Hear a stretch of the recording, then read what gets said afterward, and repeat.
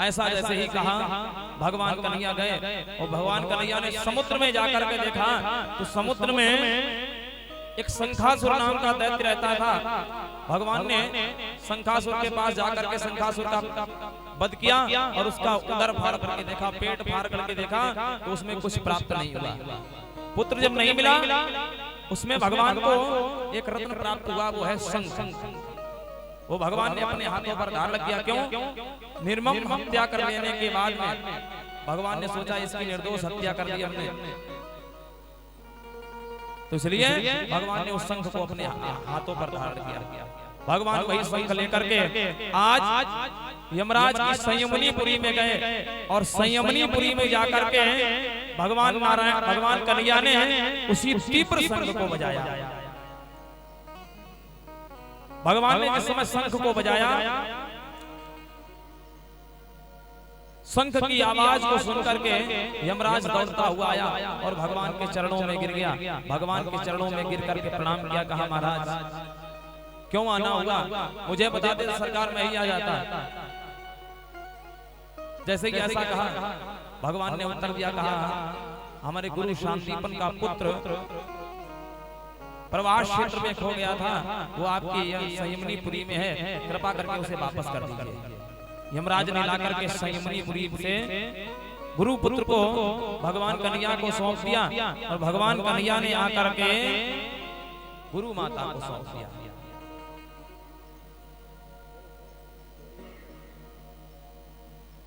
भगवान कन्हैया ने लाकर के मैया को सौंप दिया। भगवान कन्हैया विद्या अध्ययन करने के बाद में मथुरा आया।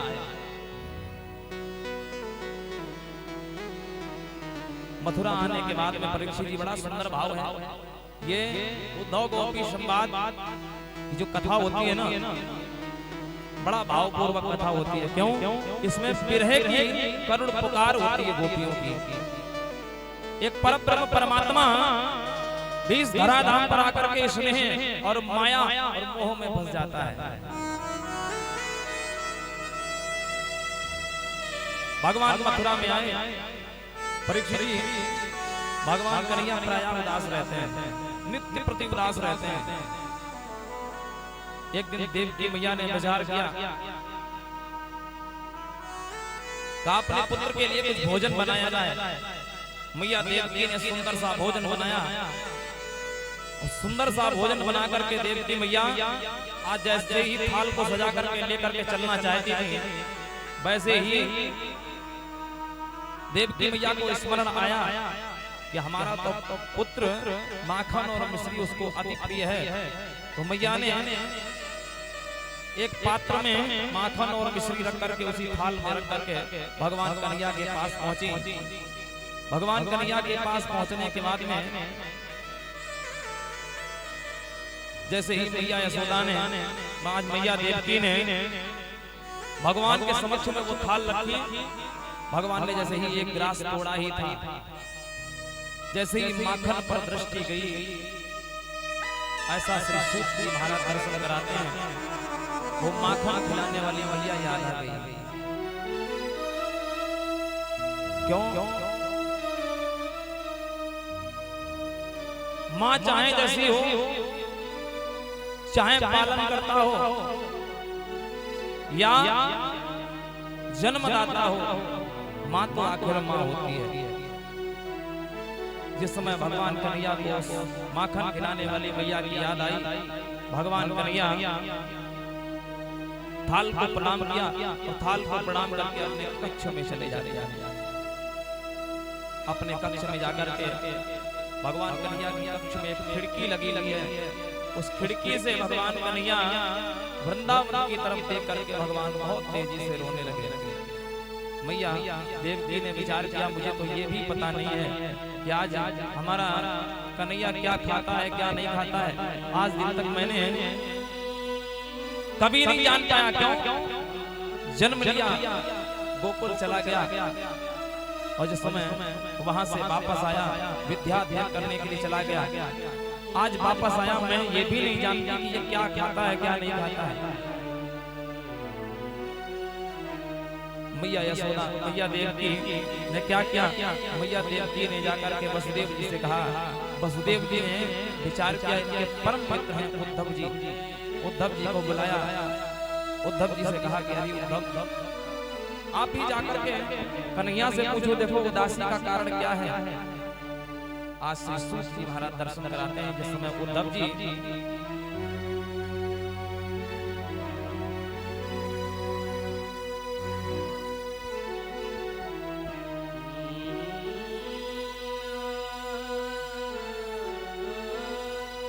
बोलिए भगवत्सल भगवान की जय हो। आज उद्धव जी जैसे ही पहुंचते हैं श्री सूत जी महाराज ऐसा दर्शन कराते हैं, भगवान कन्हैया कर्म गलाते रहे हैं। भगवान कन्हैया कक्ष में प्रवेश किया, कन्हैया को बुलाया, अरे कन्हैया, लेकिन भगवान कन्हैया नहीं बोले। क्यों? भगवान कन्हैया अपने भाव में। उद्धव जी ने पुनः दोबारा बुलाया,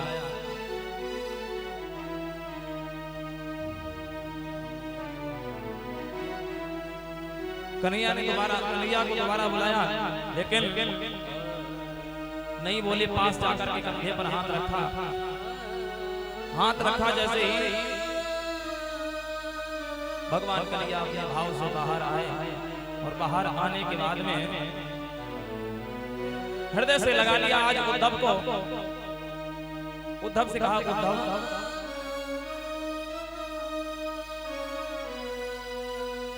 मोहे ब्रज विस्मृत नहीं।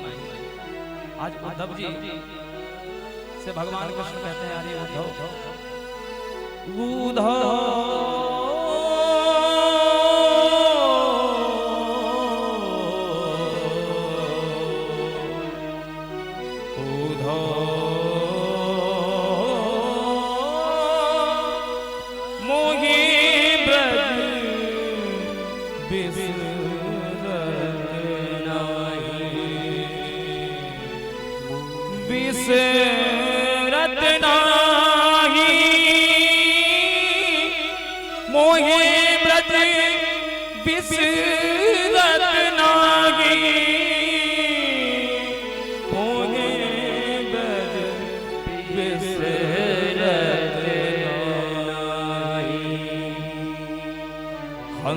सुता को सुंदर कर और कुंजन की छागी, और कुंजन की छागी,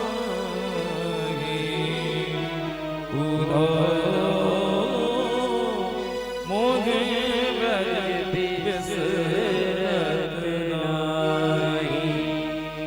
आपकी मथुरा में किसी प्रकार की कोई कमी नहीं है। उद्धव, आपकी मथुरा में कोई किसी प्रकार की कमी नहीं है। क्यों? मुझे किसी प्रकार का कष्ट नहीं हुआ। यह मथुरा कंचन की मणिमुक्ता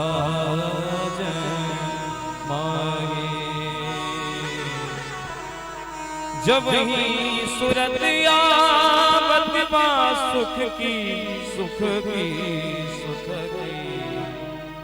जियो मगत सुध नाही। ऊधो मोहि ब्रज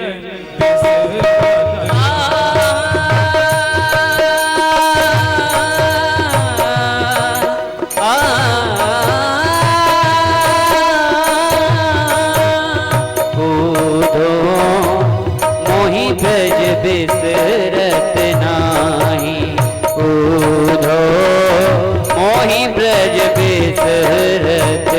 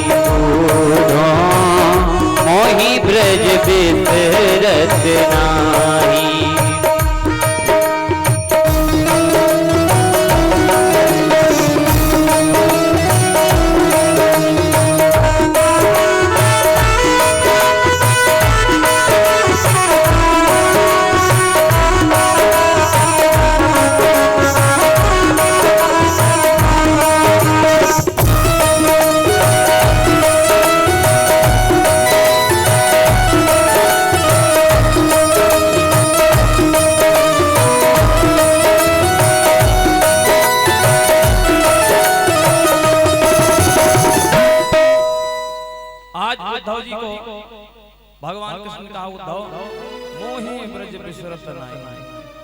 क्यों उद्धव, मैं जिस समय वृंदावन से आया था उस समय हजारों हजार गायें, हजारों हजार गोपियां, नंद बाबा, मैया यशोदा, वो गायों के बछड़े, मैं जब भी अपनी बंसी को बजाता, छोटे छोटे गाय के बछड़े पूंछ उठा करके हमारी तरफ ऐसे दौड़ते मानो वो कुछ कहना चाहते हैं। और उद्धव जब मैं अपनी बंसी को बजाना बंद कर देता तो उद्धव वो ऐसे मेरी तरफ, वो गायें ऐसे देखती मानो मुझसे कुछ कहना चाहती। और उद्धव मैंने बंसी को बंद कर दिया। गायें मुझसे कहती हैं, कहती कन्हैया बंसी को बजाओ ना, क्यों बंद कर दिया? अरे उद्धव, मेरा एक छोटा सा कार्य कर दो। मैं एक पत्र दे रहा हूँ, जाकर के उन गोपियों को समझा दो कि वो मेरी याद ना करें। ऐसा उद्धव जी से कहा।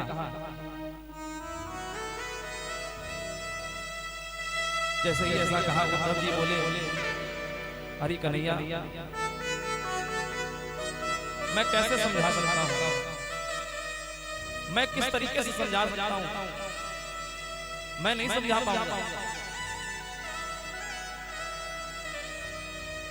मैं गुरु बृहस्पति का पुत्र, हमारे अंदर प्रेम तो है नहीं, ज्ञान का भंडार है, लेकिन मेरे अंदर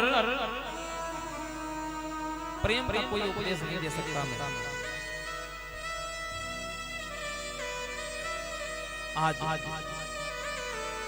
श्री सूत जी महाराज दर्शन कराते हैं। भगवान कन्हैया ने उद्धव जी से जिस समय कहा, उद्धव ने मना किया। भगवान ने उद्धव से कहा, उद्धव चले जाइए, आप मेरे परम मित्र हैं। कहा, आपके सिवा मेरा कार्य कोई नहीं कर सकता है। भगवान ने अपना पीतांबर दिया, अपना रथ दिया। आज उद्धव जी भगवान का प्रेम पत्र लेकर के मथुरा से वृंदावन की तरफ जाते हैं। और जैसे ही वृंदावन की तरफ जाते हैं, परीक्षित जी महाराज, बड़ा मार्मिक प्रसंग है यहाँ पर। जिस समय वृंदावन से भगवान कन्हैया मथुरा के लिए आए हैं, उस दिन से आज दिन तक की भी स्थिति ऐसी ही बनी है। छोटे छोटे ग्वाल वाल, छोटे छोटे ग्वाल वाल मथुरा के रास्ते में आकर के झाड़ियों में छिप जाते हैं। सुबह से शाम तक मेरी प्रतीक्षा करते हैं, और जिस समय नहीं आते, आइए सरकार, स्वागत है। आ जाइए, इधर आ जाइए।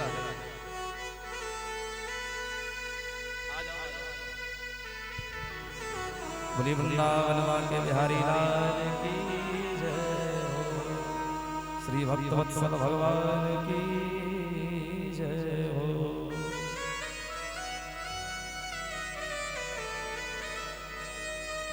आज सारी गोपियां,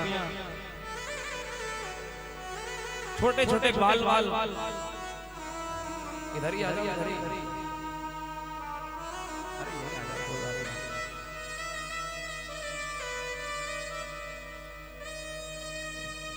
याद रखिए, हमारे भ्राता तुल्य बड़े भाई बहुत दूर से,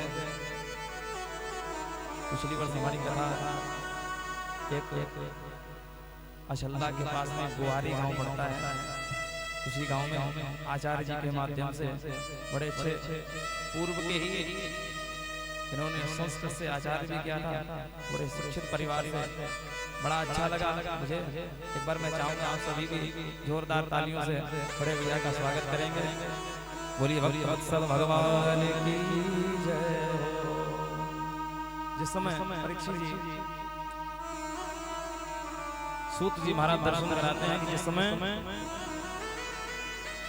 समय से भगवान कन्हैया मथुरा के लिए गए हैं, उस समय से स्थितियां क्या हो गई। छोटे छोटे ग्वाल वाल जाते हैं मथुरा के रास्ते में, झाड़ियों में छिप जाते हैं।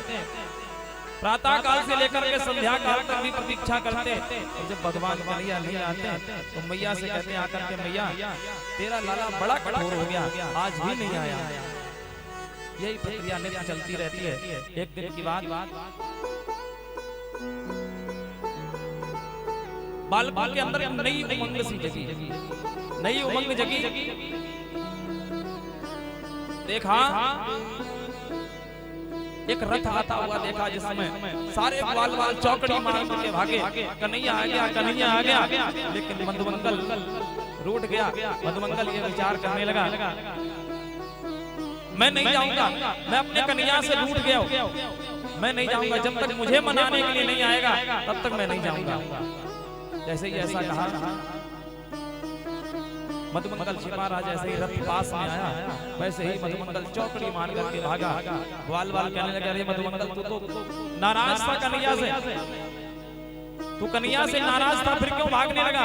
मधुमंगल कहने लगा, नाराज तो बाद में भी हो जाऊंगा, वर्षों के बाद हमारा मित्र आया है, मित्र को हृदय से लगा। देखो मित्र का प्रेम एक मित्र ही जान सकता है। जैसे ही सारे ग्वाल वाल रथ के पास में पहुंचे, रथ के पास जैसे पहुंचे, पर्दा हटाया। जैसे ही पर्दे को हटा करके आज उद्धव जी को देखा है। उद्धव ने कहा, जय श्री कृष्ण। सारे ग्वाल वाल गाने लगे। परीक्षित विचार की बड़ा गोकुल गांव से वृंदावन की स्त्रियां ये हो गई, आज ग्वाल वाल सब रोते हुए कहते हैं, अरे कन्हैया तुझे बरसों के बाद आज हमारी याद भी आई तो तू नहीं आया, तूने अपने परम मित्र को भेज दिया। रोते हुए ग्वाल वाल उद्धव जी से कहते हैं, मुझे पता है कन्हैया इस समय राजा बन गया है,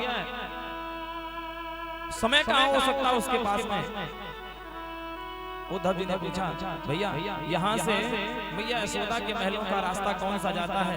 जैसे महलों का रास्ता पूछा, सारे ग्वाल वाल कहने लगे, अरे उद्धव जिस दिन से हमारे कन्हैया वृंदावन को छोड़ करके मथुरा गए हैं, उस दिन से मैया के महल का तो रास्ता ही सुलभ हो गया। क्यों? ये जल की धारा देख रहे हो, ये जल की धारा देख रहे हो, ये जल नहीं है, ये साधारण जल नहीं है, ये मैया की अश्रुधारा है। हजारों हजार गायें मैया यशोदा नंद बाबा जो रोते हैं आपके विरह में, ये उन्हीं की अश्रुधारा है। इसी जलधारा के किनारे किनारे चले जाइए और जहाँ इसका समागम मिल जाए वहीं समझ लेना मैया यशोदा का घर आ गया। उद्धव जी गए, उद्धव जी जाकर के अपने रथ को रोका। परीक्षित सूत जी महाराज दर्शन कराते हैं। श्री उद्धव जी महाराज ने जैसे ही नंद बाबा के महल में प्रवेश किया है, जैसे ही नंद बाबा के महल में प्रवेश किया तो एक ही आवाज सुनाई पड़ रही है, कृष्ण कृष्ण कृष्ण कृष्ण कृष्ण कृष्ण। कभी तो कोई बालक किलकारी मार के हंसता है और कभी तो कोई बालक किलकारी मार करके रोता है। देखो माता के प्रेम की तुलना जितनी ही कम की जाए उतनी ही कम है। जैसे ही थोड़े से और आगे बढ़े, थोड़े से आगे बढ़कर के जाकर के देखा मैया यशोदा बैठी है और खाली पालने को झुला रही है। जैसे ही खाली पालने को झुलाते हुए देखा उद्धव जी स्वयं बाबा। क्यों? संसार में माता के प्रेम को एक पुत्र ही समझ सकता है, या पुत्र माता के माँ और पुत्र के प्रेम की जो विशुद्ध प्रीति है वो संसार में तो इतना प्रेम किसी से नहीं हो सकता है। क्यों? माता अपने बालक को कैसे कैसे पाल पोस करके बड़ा करती है, और जिसमें पाल पोस करके बड़ा करती है वो बालक जब धिक्कारने लगता है माता पिता को, फिर वो माँ को मना कष्ट करती है।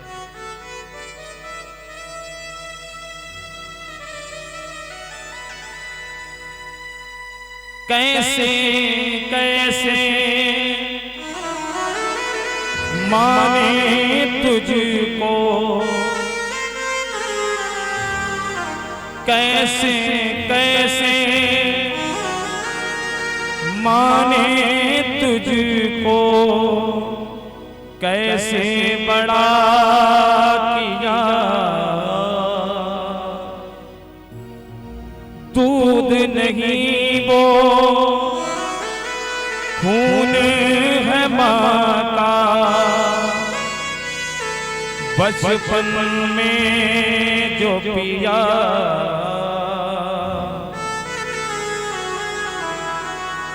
तुझे सुला कर सूखे में वो रघुवीर सोई। जब जब टूटा मेरा खिलौना मुझसे पहले तो रोई।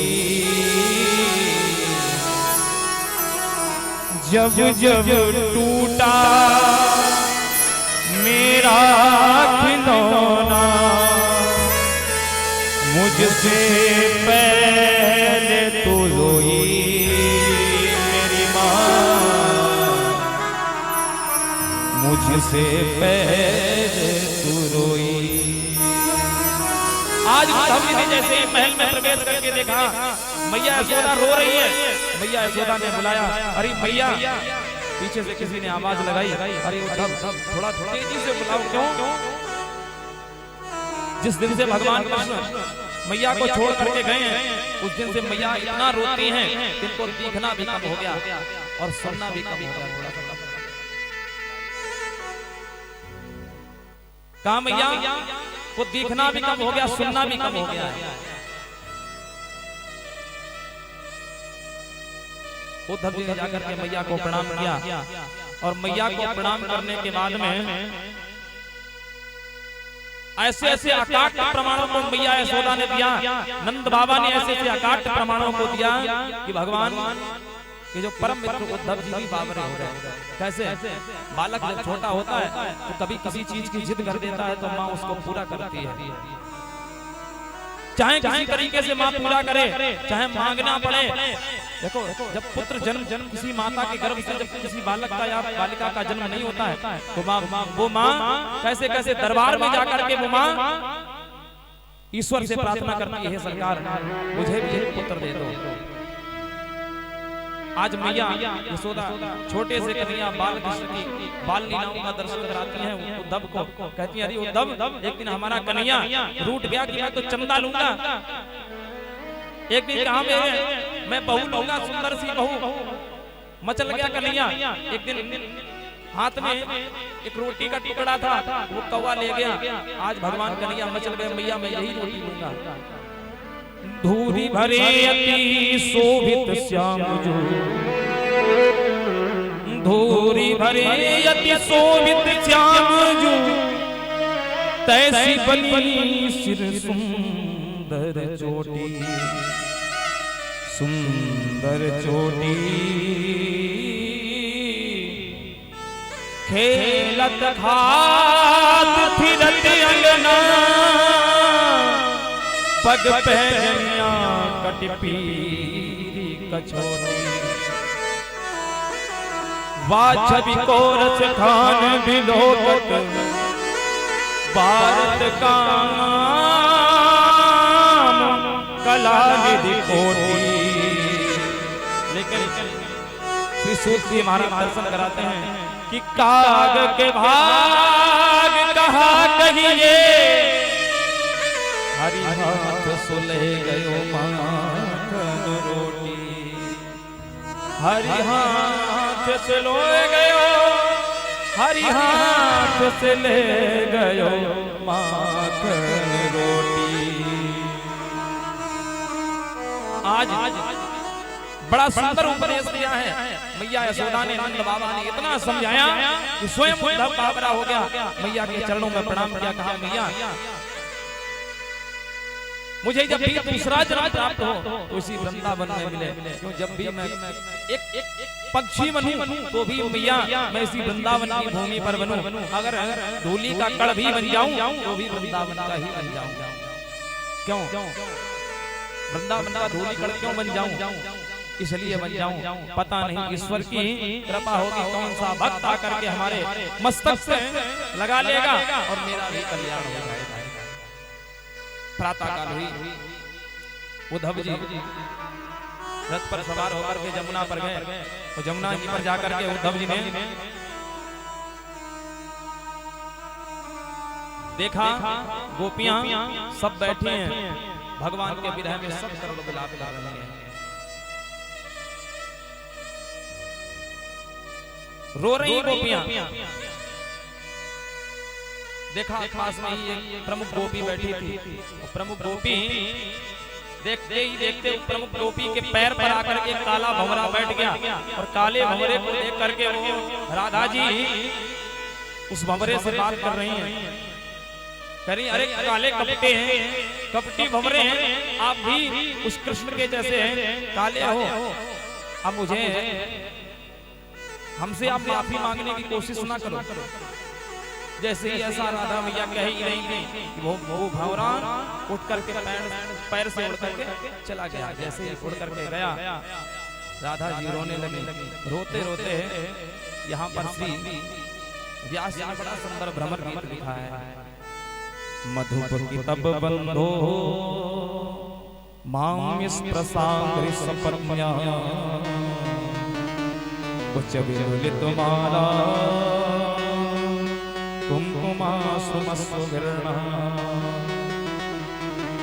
आज बड़ा सुंदर भ्रमर गीत को गुनगुनाया। उद्धव जी ने समझाया गोपियों को, लेकिन गोपियों ने उल्टा उद्धव जी को समझा दिया। कहा अरे उद्धव आप इसी युग से जानते होंगे, मैं इनको पूर्व वाले युग से जानती हूँ, मैं इनको पूर्व युग से जानती हूँ, आप मुझे समझाने की कोशिश ना करें। उद्धव जी कह के आए थे मैं ज्यादा समय नहीं रुक पाऊंगा, मैं आज जाऊंगा और कल वापस आ जाऊंगा। लेकिन उद्धव जी को आए हुए 6 महीने व्यतीत हो गए, पता ही नहीं चला। उद्धव जी गोपियों को प्रणाम करके उद्धव जी वापस मथुरा पहुंचते हैं और जाकर के कृष्ण से कहा अरे कृष्ण कितने आप निठुर हैं, जाकर के उन गोपियों को दर्शन क्यों नहीं देते हैं। वो गोपियां आपकी बरसों हो गई, बरसों से इंतजार करती हैं। देखो भगवान कन्हैया जिस दिन से वृंदावन से मथुरा आ गए कभी वापस नहीं गए।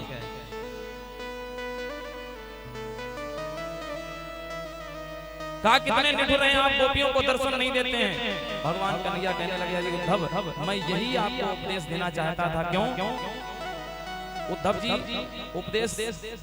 उद्धव जी को उपदेश भगवान क्यों देना चाहते थे। मानो ये उपदेश देना चाहते थे कि अरे उद्धव आपके अंदर ज्ञान तो अपार है, ज्ञान होना अलग हो गया, लेकिन ज्ञान के साथ साथ प्रेम भी अलग हो गया। अब ज्ञान अपार है, कोई इंग्लिश में बात कर रहा है और कोई सामने खड़ा वो हाथ जोड़ करके खड़ा वो हिंदी में बात कर रहा था, उससे हिंदी में ही बात कर। बोलो राधे राधे। भगवान ने सुंदर उपदेश श्री उद्धव जी को दिया। उद्धव जी का ज्ञान रखा का ही रखा रहेगा। वृंदावन में मथुरा में पहुंचे हुए भगवान कन्हैया धीरे धीरे समय व्यतीत करते हैं, अनेक अनेक लीलाएं करते हुए गंगा के पावन तट पर श्री सुखदेव जी महाराज राजा परीक्षित को कथा अमृत का पान करवाते हैं। बोलिए भक्त वत्सल भगवान की जय हो, श्री कृष्णचंद्र भगवान की जय हो, भोलिवा के बिहारी लाल की जय हो।